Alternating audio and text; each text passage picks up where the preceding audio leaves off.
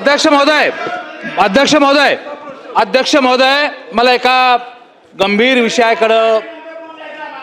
विषयाकडे आपलं आणि सभागृहाचं लक्ष या ठिकाणी वेधायचं. अध्यक्ष महाराज, साताऱ्यामध्ये जी घटना जिल्हा परिषदेच्या निवडणुकीच्या निमित्ताने घडली, अध्यक्ष महाराज, ही घटना पूर्वगामी महाराष्ट्राला काळीमा फासणारी घटना. अध्यक्ष महोदय, पूर्वगामी महाराष्ट्राला न शोभणारी घटना. अध्यक्ष महाराज, आपण लोकशाही संपवायला निघालो का? अध्यक्ष महाराज, जे मतदार आपल्या मताचा अधिकार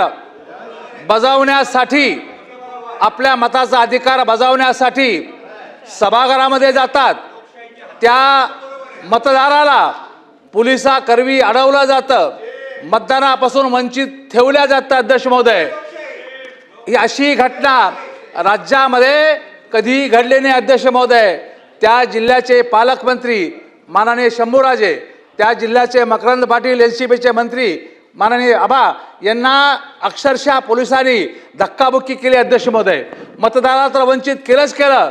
आपण कोणत्या राज्यात जगायला लावलं? अध्यक्ष महाराज, विचार करा. अध्यक्ष महाराज, अत्यंत गंभीर घटना. महाराष्ट्राच्या लोकशाहीमध्ये, संपूर्ण महाराष्ट्र राज्यामध्ये अशी घटना आजपर्यंत कधी घडली नाही. अध्यक्ष महोदय, अशी घटना जर या देशात, या राज्यातला मंत्री सुरक्षित नसेल, अध्यक्ष महोदय, तर सामान्य माणसाची काय अवस्था असेल? अध्यक्ष महोदय, त्या जिल्ह्याचा पालकमंत्री, अध्यक्ष महोदय, आपण शासन म्हणून काय करणार आहात?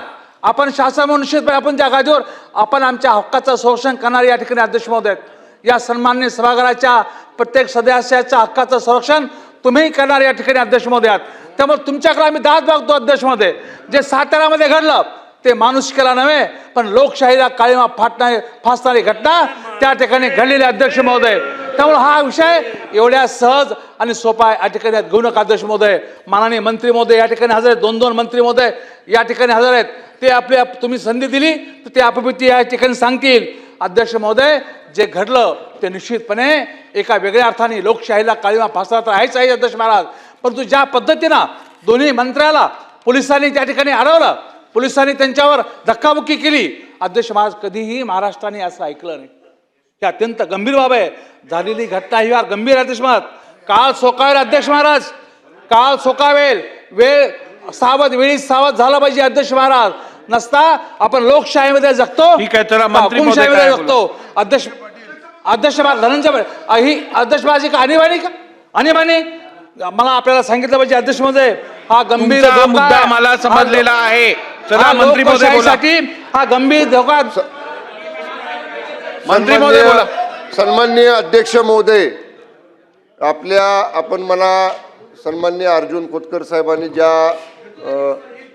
ज्या गोष्टीचा, ज्या प्रकरणाचा उल्लेख केला, त्याच्यामध्ये माझं आणि सन्माननीय आपले सहकारी मंत्री मकरंद आबा पाटलांचं नाव त्याच्यामध्ये घेतलं, ही वस्तुस्थिती आहे. सन्माननीय अध्यक्ष महाराज, मी पक्षाचा प्रतोद आहे, उपनेता आहे आणि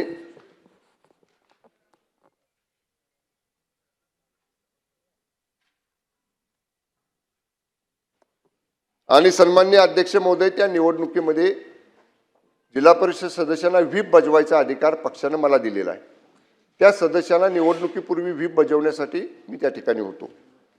सन्माननीय अध्यक्ष महोदय, 4थ्या मजल्यावर जिल्हा परिषदेच्या सभागृहामध्ये मतदानाची प्रक्रिया होती. 2 सदस्य माझ्याबरोबर आणि मकरंद आबांच्या बरोबर, वरच्या सभागृहाचे सदस्य शशिकांत शिंदे साहेब आणि राज्यसभा खासदार नितीन काका पाटील, आम्ही 4घच होतो आणि ते सदस्य आमच्याबरोबर मतदानाला चालले होते. अध्यक्ष महाराज, 100 पोलीस, 100 लिफ्टमधनं आम्ही बाहेर आलो. 100 अशी लिफ्ट आहे अध्यक्ष महाराज. एक वरांडा उजव्या बाजूला जातो आणि एक वरांडा डाव्या बाजूला जातो, मध्ये पॅसेज वेटिंग रूम आहे. 100 पोलिसांनी आम्हाला अडवलं. त्यातनंही तो सदस्य म्हणत होता, मला मतदानाला जायचे, पालकमंत्री माझ्याबरोबर आहेत, ते मला दरवाजापर्यंत सोडतील. अध्यक्ष महाराज, ते मेटल डिटेक्टर जे आहे, जिथनं आपण तपासणी करून आत जातो, त्याच्या एक 5 फुटापर्यंत आम्ही जवळ गेलो. अध्यक्ष महाराज, मी आपल्याला जबाबदारीने सांगतो, या दंडाला 4-5 पोलीस, या दंडाला 4-5 पोलीस, कमरेला 4-5 पोलीस, पायाला 4-5 पोलीस, एखादा आरोपी फरफटत नेतात तसं मला आणि माझ्या बरोबर असणाऱ्या त्या सदस्याला दोघाला अक्षरशः फरफटत नेला अध्यक्ष महाराज. अध्यक्ष महाराज, या संदर्भामध्ये 4 दिवस झाले मी गोळ्या खातोय. मुक्कामार एवढा लागलाय प्रचंड. अध्यक्ष महाराज, मी 40 वर्ष राजकारणात आहे. माझे आजोबा या राज्याचे गृहमंत्री होते. ज्या आसनावर आपण बसलाय त्या आसनावर बसून या सभागृहाचं विधानसभा अध्यक्ष म्हणून त्यांनी काम केलेलं आहे. काय चूक माझी चूक एवढीच होती, माझ्या पक्षाच्या सदस्यांना व्हीप बजवायला मी तिथं गेलो आणि त्यांना अडवतात म्हटल्यावर मी त्यांना म्हणलं तुम्ही आतमध्ये चला. ही लोकशाहीचं रक्षण करणं माझी चूक आहे. आणि अध्यक्ष महाराज, आम्ही तर चौघं होतो.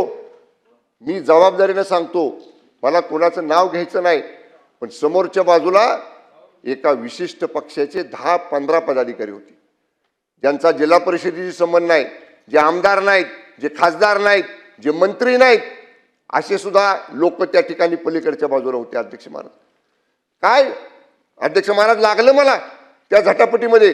मी डायबिटीजचा पेशंट आहे, रक्त जोरात यायला लागलं. माझ्या बॉडीगार्डनं मला रुमाल दिला, पण तोपर्यंत अध्यक्ष महाराज त्या दोन्ही सदस्यांना पोलीस आरोपीसारखं पळवत घेऊन गेले. फक्त त्यांना मतदानाला जाऊ द्यायचं नव्हतं. फक्त त्या 2 लोकांना मतदानापासून वंचित करायचं होतं. आमच्याकडे 33 सदस्य होते. आमचे सदस्य त्यांना कमी करायचे होते. निवडणूक झाल्यावर सुद्धा तुम्ही त्यांना धरू शकला असता, पकडू शकला असता अध्यक्ष महाराज.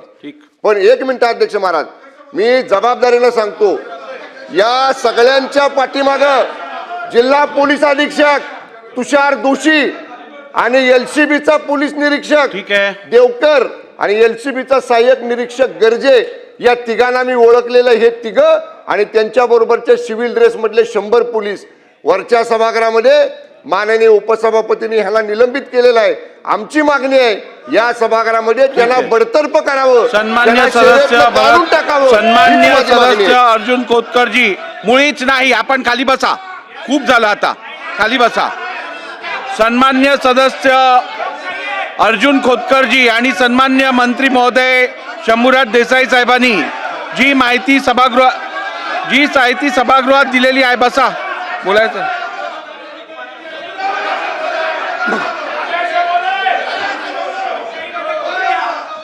अध्यक्ष महोदय, या सभागृहामध्ये सन्माननीय अर्जुन खोतकर आणि शंभूराज देसाई यांनी सातारा जिल्ह्यातली घटना जिल्हा परिषदेच्या निवडणुकीच्या अनुषंगाने या ठिकाणी जी आपल्यासमोर मांडलेली आहे त्याचा मी देखील साक्षीदार आहे.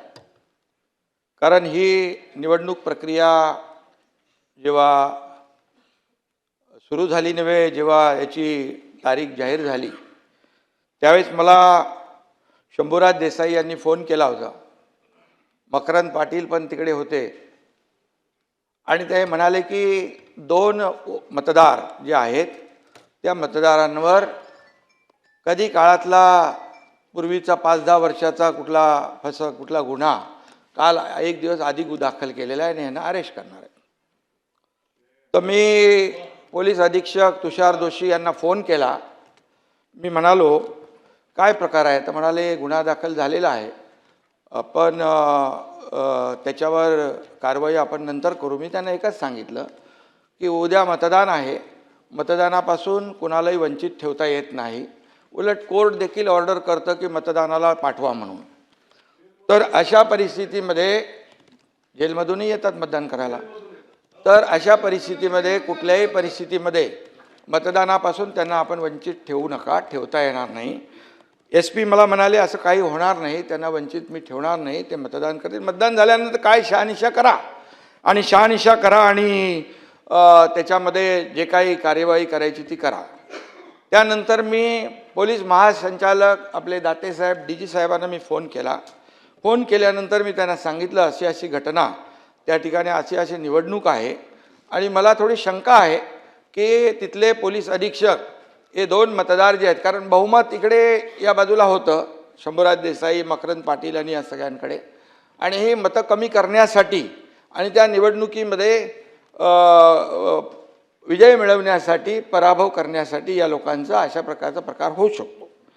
तर DGनी त्यांना फोन केला फोन केला आणि DG मला म्हणाले, मी त्यांना फोन केला आहे, मी तुषार जोशी यांच्याकडे खात्री देखील केली की मला DG साहेबांचा फोन आलेला आहे आणि मी कुठल्याही परिस्थितीमध्ये अशा प्रकारचं याला मतदानापासून आमचे लोक थांबवणार नाहीत. मी त्यांना सांगितलं, तुमचे लोक तिकडे गेटवर थांबलेले आहेत अशी आमच्या लोकांनी माहिती दिलेली आहे, तर तुम्ही त्यांना सूचना द्या, इन्स्ट्रक्शन द्या की मतदान झाल्यानंतर तुम्हाला जी काही कार्यवाही करायची ती करू शकता तुम्ही, परंतु मतदानापासून वंचित ठेवणं हा गुन्हा आहे आणि मतदानापासून वंचित ठेवणं हा लोकशाहीचा खून आहे आणि लोकशाहीचा गळा घोटण्याचं काम बिलकुल करू नका, अशा प्रकारचं मी त्यांना सांगितलं. ते बोलले असं काही होणार नाही. परंतु त्यानंतर मीडियामध्ये देखील मी पाहिलं, शंभूराज देसाईने स्वतः सांगितलं, म्हणजे मंत्री का गेले तिथे, कारण त्यांना माहीत होतं तिथे त्यांना अडवतील म्हणून त्यांनी पण त्या आपल्या ह्याच्या सीमाजी आहे बाहेर होते, त्या गेटच्या बाहेरपर्यंत त्यांना गेल्यानंतर मंत्री बघितले नाहीत, पदाधिकारी बघितले नाही, कोणी बघितले नाही, जसे आमदार बघितले नाही, असे आरोपीला जो असं पकडतात तसं पकडून घेऊन गेले आणि त्या ठिकाणी घेऊन गेल्यानंतर ते 2 लोक, बरं ते 2च कसे काय मग मतदार त्यांनी पकडले, 2च मतदार जे आहेत ते त्यांना घेऊन गेले आणि त्यांना निवडणूक, मी पुन्हा फोन केला त्यांना DGंना, DG म्हणाले असं होणार नाही. मी बोला होणार काय नाही, निवडणूक पूर्णपणे पार पडते तिकडे, निवडणूक पार पडल्यानंतर तुम्ही त्यांना सोडून काय उपयोग आहे. आणि मग निवडणूक पार पडली आणि त्यानंतर या सगळ्या, परंतु जी परिस्थिती निर्माण झाली महाराष्ट्रामध्ये, महाराष्ट्राच्या इतिहासामध्ये अशा प्रकारची परिस्थिती पहिल्यांदा आपण पाहिलेली आहे. कारण कुठल्याही परिस्थितीमध्ये अशा प्रकारची परिस्थिती मतदानापासून वंचित ठेवणं हे आतापर्यंत इतिहासामध्ये पहिल्यांदा आहे. आणि त्यामुळे मला जे माहिती होतं ते, आणि मी त्यांना फोन केले होते म्हणून तुमच्या निदर्शनास मी आणू इच्छितो. अध्यक्ष महोदय, सन्माननीय उपमुख्यमंत्र्यांनी जी वस्तुस्थिती सांगितलेली आहे त्या वस्तुस्थितीच्या आधारावर या संपूर्ण प्रकरणाची योग्य ती चौकशी केली जाईल आणि चौकशीच्या मध्ये जे काही निष्पन्न होईल त्यानुसार त्याच्यावर कारवाई केली जाईल. ठीक.